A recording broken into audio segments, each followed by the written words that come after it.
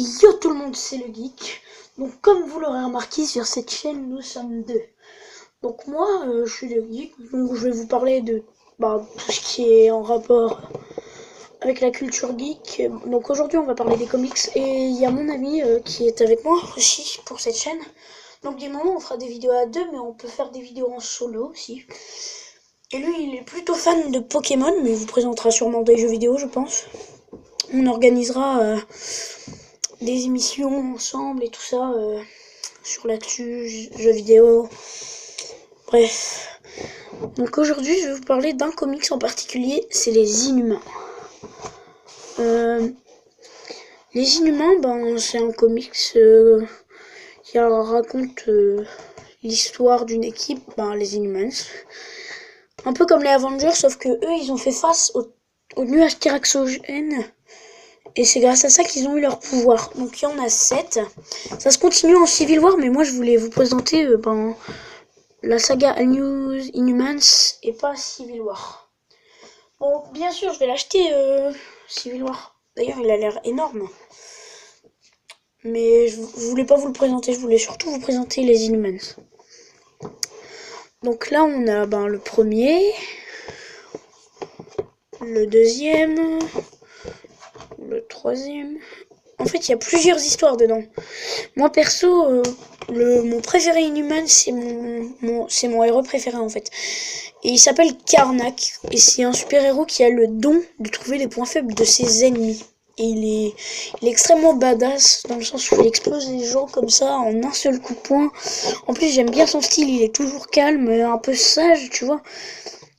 Mais il défonce tout le monde, c'est tout. Après le dernier, il était en 2 parties, et donc comme c'était le dernier, ils ont mis beaucoup de pages. Donc là, on peut voir Civil War.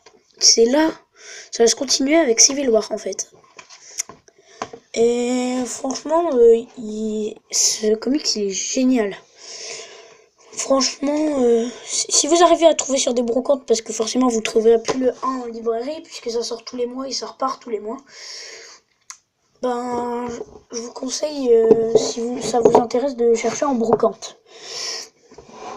Déjà, rien que la couverture, elle est classe, la couverture de celui-ci.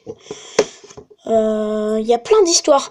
Donc il y a Uncanny Inhumans, All New Inhumans, et puis dans certains il y a Karnak. Dans le 6, il a pas Karnak.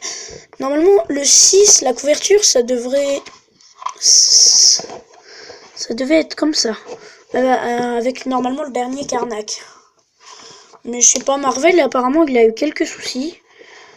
Et du coup, ils ont fait la couverture comme ça, et ils ont pas mis le Karnak, le dernier Karnak dans celui-ci, mais dans le 7. Donc voilà. Bon, après c'est pas grave, tant qu'on a eu le dernier Karnak, moi franchement je le trouve. En plus les dessins, ils sont classe. Et regardez, donc on peut faire la comparaison.